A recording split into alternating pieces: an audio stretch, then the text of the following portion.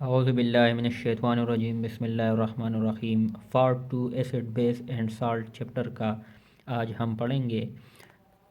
आज का लेक्चर जो है ना न्यूट्रलाइजेशन रिएक्शन से स्टार्ट करेंगे कि न्यूट्रलाइजेशन रिएक्शन क्या है। तो न्यूट्रलाइजेशन रिएक्शन असल में एसिड एंड बेस का रिएक्शन है।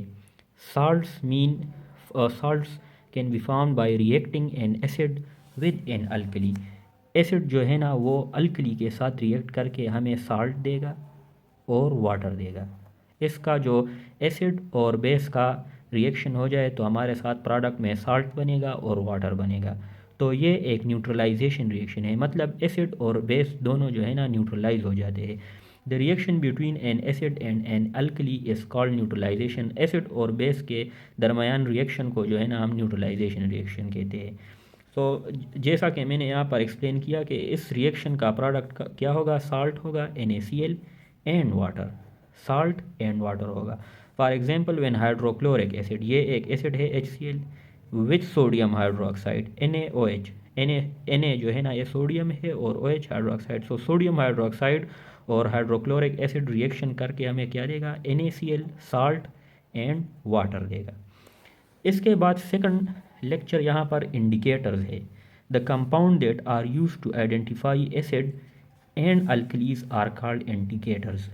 के वो कंपाउंड, वो क्या चीज़ है इंडिकेटर? इंडिकेटर वो कंपाउंड है जिसके ज़रिए हम मालूम करते हैं कि कौन सा जो है ना सब्सटेंस, कोई चीज़ एसिड है या अल्कली है या बेस है। तो इनको आइडेंटिफाई करने के लिए हम जो चीज़ इस्तेमाल करते हैं उसको इंडिकेटर्स कहते हैं। इंडिकेटर्स के एग्जांपल है, फिर लिटमस पेपर हमारे साथ यूज़ होता है एज इंडिकेटर, मिथाइल ऑरेंज, फिनाफ्थलीन। तो लिटमस पेपर पर अगर कोई एसिड सब्सटेंस है तो वो रेड कलर देगा, और अगर हम लिटमस पेपर यूज़ करें अल्कली के लिए तो वो हमें ब्लू कलर देगा। इस तरह मिथाइल ऑरेंज एक इंडिकेटर है। अगर हम एसिड सब्सटेंस यूज़ करें मिथाइल ऑरेंज के साथ तो मिथाइल ऑरेंज हमें रेड कलर देगा। इस तरह और अल्कली के लिए येलो कलर देगा। फिनाफ्थलीन अगर एसिड के साथ हम मिलाए तो ये कलरलेस होगा। इस तरह अगर फिनाफ्थलीन को अल्कली बेस के साथ मिलाए तो ये हमें पिंक कलर देगा। फिर डू यू नो है कि फिनाफ्थलीन इज़ एन इंडिकेटर। यहाँ पर भी एक्सप्लेन हुआ है कि फिनाफ्थलीन use as an indicator which has pink colour in an alkali. Alkali में ये हमें पिंक कलर देगा एंड इज़ कलरलेस, और कलरलेस होगा मतलब इसका कोई भी कलर नहीं होगा in an acid. It is use to indicate end point of a neutralisation reaction. A end point भी हमें अब एक्सप्लेन करेंगे एक्टिविटी में कि किस तरह ये एंड पॉइंट इंडिकेट करता है न्यूट्रलाइजेशन रिएक्शन में। तो यहाँ पर एक्टिविटी है न्यूट्रलाइजेशन रिएक्शन की कि सोडियम हाइड्रोक्साइड इज़ वेरी कोरसिव, आपको ये एक्सप्लेन करेंगे। फिर यहाँ पर मटेरियल्स है एक्टिविटी में कि ब्यूरेट हम लेंगे, ये एक ब्यूरेट है, ये एक स्टैंड में, ये स्टैंड है और इसमें ब्यूरेट फिट है। इस तरह ब्यूरेट स्टैंड है, ये बीकर है हमारे साथ, कोनिकल फ्लास्क के बीकर लेंगे। यहाँ तो बीकर नहीं दिया गया है लेकिन बीकर एक ग्लास की शक्ल की तरह, एक कप की शक्ल की तरह होता है ये बीकर, और ये conical flask. So solution of hydrochloric acid लेंगे हम HCl and sodium hydroxide NaOH और फिनाफ्थलीन एज एन इंडिकेटर लेंगे।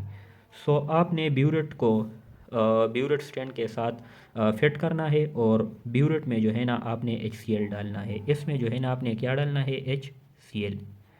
कोनिकल फ्लास्क लेना है और कोनिकल फ्लास्क में आपने NaOH डालना है प्लस फिनाफ्थलीन। तो हमने एक्सप्लेन किया था पिछले पेज पर के फिनाफ्थलीन और जब अल्कली में होगा तो इसका कलर क्या होगा, पिंकिश होगा। तो फिर आपने ये रिकॉर्ड ऑब्ज़र्व किया यहाँ तक कि फिनाफ्थलीन को जब हमने NaOH में डाला तो इसका पिंक कलर था। अभी हम इस ब्यूरेट को जो है ना ओपन करेंगे और ड्रॉप बाय ड्रॉप इसमें HCl डालेंगे और शेक भी करेंगे इस कोनिकल फ्लास्क को। इस वक्त तक हम शेक करेंगे तब तक जे कि इसका कलर जो है ना वो कलरलेस हो जाए। तो ये एक एंड पॉइंट होगा यहाँ पर न्यूट्रलाइजेशन रिएक्शन का। हमने कहा कि HCl अगर हम फिनाफ्थलीन में डालेंगे तो इसका कलरलेस होगा, तो ये कलरलेस हमें देगा। इस तरह यहाँ पर रिएक्शन भी आपको दिया गया है। Acid and base are corrosive, so handle them and with care and under the guidance of your teacher. Acid और बेस को आप टीचर के बगैर जो है ना टच ना करें। टीचर भी एक्सप्लेन करे कि एसिड और बेस जो है ना ये कोरोसिव नेचर के होते हैं, मतलब ये आप इसके ज़रिए से आपके हाथ भी जल सकते हैं, मुंह भी जल सकता है, तो आप एसिड और बेस को केयरली जो है ना इसको हैंडल करें। टीचर पॉइंट दिया गया है, teacher may give more example of neutralisation reaction. So neutralisation reaction की ये जो है ना एग्जाम्पल है दो HNO3 प्लस KOH, तो आपको KNO3 और वाटर दिया, साल्ट एंड वाटर। इस तरह KOH प्लस HCl, तो KCl प्लस वाटर दिया गया है। सो what are the two products of neutralization reaction between potassium hydroxide and hydrochloric acid? अगर पोटाशियम हाइड्रोक्साइड KOH और हाइड्रोक्लोरिक रिएक्शन हो जाए तो इसका जो है ना क्या प्रोडक्ट होगा? तो ये पोटाशियम क्लोराइड प्लस वाटर जो है ना ये इसका प्रोडक्ट है। ये आपको केमिकल इक्वेशन यहाँ पर दिया गया है। फिर importance of neutralisation reaction, do we experience neutralisation reaction in our daily life? So यहाँ पर जो है ना दिया गया है इनडाइजेशन। इनडाइजेशन इंपॉर्टेंस है neutralisation reaction. Our stomach produce hydrochloric acid, ये आपको पता होगा, डाइजेस्टिव सिस्टम में आपने पढ़ा होगा कि हमारी जो स्टमक है वो हाइड्रोक्लोरिक एसिड प्रोड्यूस करता है HCl, जो कि डाइजेशन में एक अहम रोल प्ले करता है। Some time stomach produce excess hydrochloric acid, बाज़ अवकात जो है ना ये स्टमक बहुत ज़्यादा हाइड्रोक्लोरिक एसिड प्रोड्यूस कर सकता है, तो this cause burning in stomach, तो स्टमक में जो है ना जलन सी महसूस होती है और इसको हम क्या कहते हैं? इनडाइजेशन। फिर हम क्या यूज़ करते हैं इस इनडाइजेशन के लिए? So antacid contain alkalis such as magnesium hydroxide. So antacid में जो है ना अल्कलीज होती है, बेस मैदे में तो हमारे साथ एसिड हो गया HCl, जो बर्निंग इफेक्ट काज करता है इनडाइजेशन। तो हमें जो है ना जो दवा यूज़ करनी चाहिए, जो ट्रीटमेंट हमने इसके लिए करनी है वो एंट एसिड होगा। Alkali such as magnesium hydroxide, जिसको हम मिल्क ऑफ मैग्नीशिया भी कहते हैं। During indigestion taking milk of magnesia give relief since it neutralise the effect of excess acid.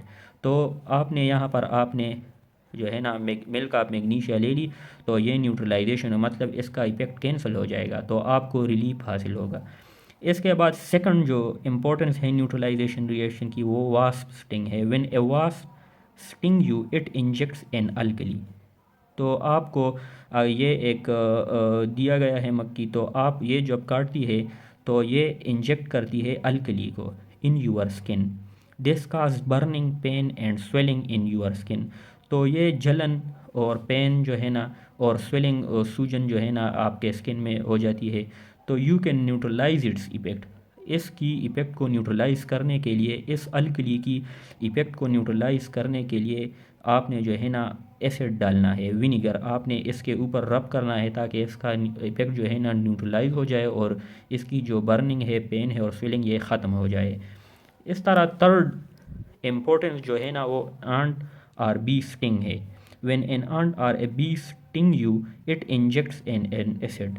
इस तरह ये जो है ना आपको एक आंट दिया गया है चिविंटी, और बी स्टिंग अगर आपको वो काटे तो वो क्या इंजेक्ट करेगा? एसिड। तो इसकी इफ़ेक्ट को न्यूट्रलाइज करने के लिए आपने बेकिंग सोडा, जो घरों में सोडा वगैरह है वो आपने यूज़ कर या कैल्शियम हाइड्रोक्साइड, ताकि इसकी इफ़ेक्ट जो है ना वो न्यूट्रलाइज हो जाए और ये आपको रिलीफ दे। फिर इंडस्ट्रीज़ है, the forestation and industry emit acidic gases.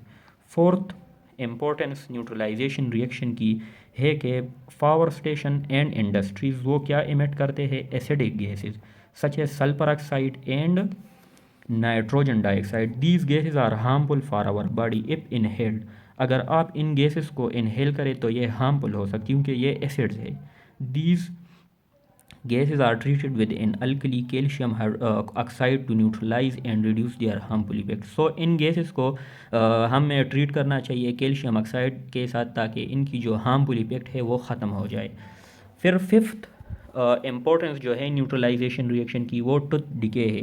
Bacteria decay food particle in our teeth and produce acid. आप जब खाना वगैरह खाते हैं तो वो खाना जो है ना आपके दांतों में जो है ना रह जाता है, तो बैक्टीरिया उस वहाँ पर क्या प्रोड्यूस करेगा, acid. This acid cast tooth decay. Toothpaste contain an alkali, so brushing toothpaste neutralise acid and prevent tooth decay. तो आप टूथपेस्ट जब हम यूज़ करते हैं तो वो जो बैक्टीरिया ने एसिड प्रोड्यूस किया होता है तो वो उस एसिड को न्यूट्रलाइज करते हैं और हमारी जो टूथ जो है ना ख़राब होने से बच जाता है। फिर pH scale and its range with reference to indicator. pH scale, all the aqueous solution are either acidic, alkali or neutral. तो हमारे साथ जो एक्वस सोल्यूशन होते हैं तो या तो वो एसिडिक होगा या अल्कली होगा या न्यूट्रल होगा, मतलब न्यूट्रलाइज होगा। A number scale that runs from 0 to 14। एक पीएच स्केल आपको दिया गया है जिसको जो है ना उन पर मार्किंग हुई होती है 0 टू 14। 0 टू 7 जो ये स्केल है ये एसिडिक को रिप्रेजेंट करता है। 7 जो नंबर है ये न्यूट्रल को रिप्रेजेंट करता है और 8 के बाद 14 तक ये बेसिक होगा, मतलब 8 थोड़ा सा अल्कलाइन होगा, 9 10 11 12 और 14 सबसे ज़्यादा बेसिक मीन्स अल्कलाइन होगा। इस तरह 0 1 2 जो है ना सबसे ज़्यादा एसिडिक होगा, इसके बाद एसिडिटी कम होती जाएगी और 7 तक न्यूट्रल हो जाएगा। So this scale is known as pH scale. इस स्केल को हम पीएच स्केल कहते हैं, ये भी एक पीएच स्केल है। ए numerical value that indicates the strength of N acid. एक न्यूमेरिकल वैल्यूज़ होती है जो इंडिकेट करता है स्ट्रेंथ ऑफ एन एसिड और अल्कली सोल्यूशन। अगर वो एक सोल्यूशन यहाँ इस नंबर पर आएगा तो वो सबसे ज़्यादा एसिडिक होगा, इसके बाद थोड़ा सा एसिडिक, यहाँ पर 7 पर न्यूट्रल हो जाएगा। इस तरह ये basic. The solution of acid having pH less than 7। So acid solution का पीएच 7 से कम होगा, एसिडिटी यहाँ पर ज़्यादा होगी। इस तरह the solution of alkalis having pH greater than 7। Alkalis की जो पीएच होगी वो 7 से ग्रेटर होगी। The neutral substance such as water है वो पीएच ऑफ 7। सो वाटर की जो पीएच है वो 7 में आती है, तो मतलब ये न्यूट्रल है। PH paper or universal indicator. PH paper को हम यूनिवर्सल इंडिकेटर भी कहते हैं। Contain mixture of different indicator. इसमें डिफरेंट टाइप्स ऑफ इंडिकेटर होते हैं, मतलब एसिडिक, बेसिक और न्यूट्रल को हम इस पर मालूम करें। It changes colour according to pH of solution. PH paper आपको दिया गया होगा, यहाँ पर एक छोटा सा इस तरह पीएच पेपर होगा, आप उसको सोल्यूशन में डिप करेंगे, जो कलर आएगा अगर एसिडिक होगा तो इस तरह आएगा रेडिश, फिर यहाँ ऑरेंज ग्रीन इस तरह, और अगर न्यूट्रल होगा तो ग्रीनिश इस तरह, अल्कलाइन होगा तो वो खुद ब खुद चेंज होगा ब्लूइश इस तरह। Beside universal indicator, litmus and phenolphthalein are also most commonly used indicator. Universal indicator मतलब पीएच पेपर के अलावा लिटमस पेपर और फिनाफ्थलीन भी बहुत कॉमनली यूज़ होते हैं as an pH indicator. These indicator changes colour और a certain pH range. For example litmus range pH 4.5 to 8.32। Litmus का जो रेंज है वो 4.5 to 8.3 है and changes colour from red to blue. ये आपको दिया गया है हाइड्रोक्लोरिक एसिड जिसका 0 पीएच न्यूमेरिकल वैल्यू है, तो मतलब ये सबसे ज़्यादा एसिडिक है। आप इसको हाथ लगाएंगे तो आपका हाथ जल जाएगा। इस तरह फिर 1 में भी आता है। इस तरह लेमन है, ये 2 और 1 के दरमियान है। इस तरह ये विनीगर 3 के दरमियान है 2 के। इस तरह एप्पल थोड़ा सा एसिडिक है। फिर बनाना, मिल्क 6 और 7 के दरमियान है। इस तरह वाटर हमने एक्सप्लेन किया कि ये न्यूट्रल है, तो वाटर 7 के दरमियान आता है। इस तरह बेकिंग सोडा बेसिक है, मतलब अल्कलाइन है, तो यहाँ पर ब्लड की जो पीएच है वो 7.4 to 7.5 है, तो ये थोड़ा सा जो है ना वो बेसिक है, न्यूट्रल और बेसिक के दरमियान है। सोप है, फिर ड्रेन क्लीनर है, अमोनिया है, तो ये सारे जो है ना क्या है, अल्कलाइन मतलब बेसिक है।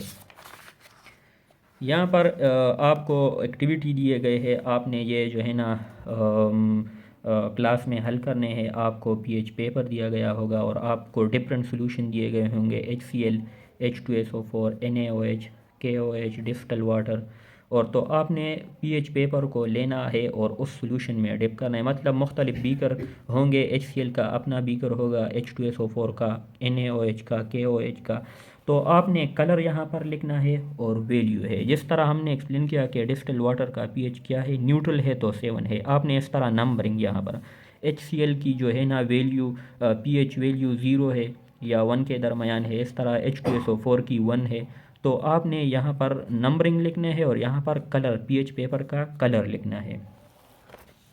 फिर की पॉइंट है, मतलब समरी है, acid is a substance that dissolve in water to produce hydrogen ion. Acid जो है ना, अगर आप उसको वाटर में डिज़ोल्व करेंगे तो वो आपको H+ आयन देगा, अल्कली आपको OH आयन देगा एक्वस सॉल्यूशन में। इंडिकेटर हम यूज़ करते हैं एक सब्सटेंस की एसिडिटी और अल्कलिनिटी मालूम करने के लिए। Asset turns blue, acid litmus paper पर जो है ना, लिटमस पेपर रेड को ब्लू में कन्वर्ट करता है। Alkalis turn red litmus paper blue. The pH scale gives A numerical value, pH जो स्केल है उसकी न्यूमेरिकल वैल्यू 1 to 14 है। लेस देन 7 होगा, लेस देन 7 होगा तो वो एसिडिक होगा, ग्रेटर देन 7 होगा तो वो बेसिक होगा, और 7 जो है ना वो न्यूट्रल होगा। एसिड और अल्कली कंबाइन होकर आपको साल्ट एंड वाटर देगा, और इस टाइप ऑफ रिएक्शन को हम न्यूट्रलाइजेशन रिएक्शन कहते हैं। Antacid are compound that neutralize excess acid in our stomach when suffering from indigestion। तो स्टमक में HCl ज़्यादा रिलीज़ होता है तो आपको बर्निंग सेंसेशन देता है। इसके लिए हमने ट्रीटमेंट एंड एसिड बताया, मिल्क ऑफ मैग्नीशिया, आप इसको यूज़ करेंगे तो आपकी जो स्टमक की पेन है, बर्निंग सेंसेशन है, वो उससे आपको रिलीफ हासिल होगी। MCQs है, विच of the following pH will you donate acid। तो एसिड आपको दिया गया है 3 जो है ना वो एसिडिटी में आता है, 1 to 14 स्केल है, 7 पर न्यूट्रल है, 7 से कम होगा तो एसिड, और 7 से ऊपर होगा तो वो आपको बेस। तो ये जो है ना न्यूट्रल में आता है, 3 जो है ना वो एसिडिक है, 8 11 ये बेसिक है, और 7 न्यूट्रल है, तो 3 हमारे साथ इसमें करेक्ट ऑप्शन है। इस तरह विच acid is present in vinegar, acetic acid जो है ना वो विनीगर में प्रेजेंट होता है। A solution is strongly acidic if it's pH is 1, तो 1 जो है ना स्ट्रांग एसिड है। when dissolved in acid in water acid gives hydrogen ion, यहाँ पर आप ऑप्शन मिसिंग है, तो जो जहाँ पर H+ आयन आएगा वो आप वहाँ पर करेक्ट होगा। मैंने बी पर लिख दिया तो बी करेक्ट है, आपके बुक में H+ आयन यहाँ पर आएगा तो ये वाला करेक्ट होगा। विच of the following is not an alkali, H2CO3 जो है ना ये अल्कली नहीं है, ये एसिडिक है। इस तरह which of the following is salt, NaCl। Which acid is use in laboratory, H2SO4 sulphuric acid. आपने जो है ना अगर सबक पढ़ा है तो आपको ये याद होगा। फिर दिया गया है when an ant or bee sting it inject acid. यहाँ पर हमने एक्सप्लेन किया न्यूट्रलाइजेशन रिएक्शन के एंट और बी जो है ना वो क्या इंजेक्ट करते हैं, एसिड को। इसके बाद which of the following is not a mineral acid, acidic acid ये मिनरल एसिड नहीं है। Acid react with carbonate to liberate carbon dioxide CO2। Short question है, you can not neutralise the effect of wasping with calcium hydroxide. Wasp sting को जो है ना हम neutralise नहीं कर सकते कैल्शियम हाइड्रोक्साइड को। कैल्शियम हाइड्रोक्साइड चूँकि बेस है और वास्प स्टिंग की जो मटेरियल इंजेक्ट करता है वो भी बेस होता है, तो हम बेस के साथ बेस यूज़ नहीं करेंगे। अगर बेस को बेस के साथ यूज़ करेंगे, अल्कली के साथ अल्कली यूज़ करेंगे तो ये और भी स्वेलिंग क्रिएट करेगा। तो इसलिए हम वास्प स्टिंग के साथ जो है ना हम क्या यूज़ करेंगे, विनीगर को यूज़ करेंगे। तो गिव रीज़न, आप मैंने कहा कि वास्प स्टिंग क्या इंजेक्ट करता है, अल्कली को, और कैल्शियम हाइड्रोक्साइड भी अल्कली है, तो हम अल्कली को अल्कली के साथ नहीं यूज़ करेंगे, हम अल्कली के साथ एसिड को यूज़ करेंगे, इसकी इफेक्ट को न्यूट्रलाइज करेंगे। You can neutralise the effect of bee sting with calcium hydroxide. So bee sting inject करता है एसिड को, और कैल्शियम हाइड्रोक्साइड जो है ना ये भी एक अल्कली है, तो एसिड और अल्कली मिलकर एक दूसरे के इफेक्ट को न्यूट्रलाइज करेंगे तो हमें रिलीफ हासिल होगा। Antacid are use to treat indigestion, ये आप इंडाइजेशन में यूज़ करेंगे कि antacid contains alkalis during indigestion taking milk of magnesia give relief since it neutralise the effect of excess acid. इसके अलावा which acid and base would you use to make potassium chloride. So KOH and HCl हम use करेंगे, तो हमारे साथ जो है ना ये यहाँ पर HCl मैंने लिखा है लेकिन ये KCl है, पोटाशियम क्लोराइड प्लस वाटर हमें देगा। इस तरह toothpaste are made slightly alkaline justify. So जब हम खाना खाते हैं तो बैक्टीरिया एसिड प्रोड्यूस करता है, तो उन एसिड को हम न्यूट्रलाइज करने के लिए टूथपेस्ट यूज़ करेंगे। टूथपेस्ट में अल्कलाइन मटेरियल होता है, तो वो इफ़ेक्ट को जो है ना बैक्टीरिया के एसिड को न्यूट्रलाइज करके हमको टूथ डिके से बचाता है। विच अब one of the following solution will have pH more than 7। तो ड्रेन क्लीनर का जो पीएच है वो 7 से ज़्यादा है, यहाँ पर आपको दिया गया है। यहाँ पर ड्रेन क्लीनर आप देख सकते हैं 14 पीएच है, मोर देन 7 है। तो इस तरह आप ये क्वेश्चन हल करेंगे। फिर लॉन्ग क्वेश्चन है, शॉर्ट क्वेश्चन आपको दिए गए, तो ये सारे आसान है, आप इनको सॉल्व करें। Thank you. इंशाल्लाह हम चैप्टर 8 और 9 भी पढ़ेंगे।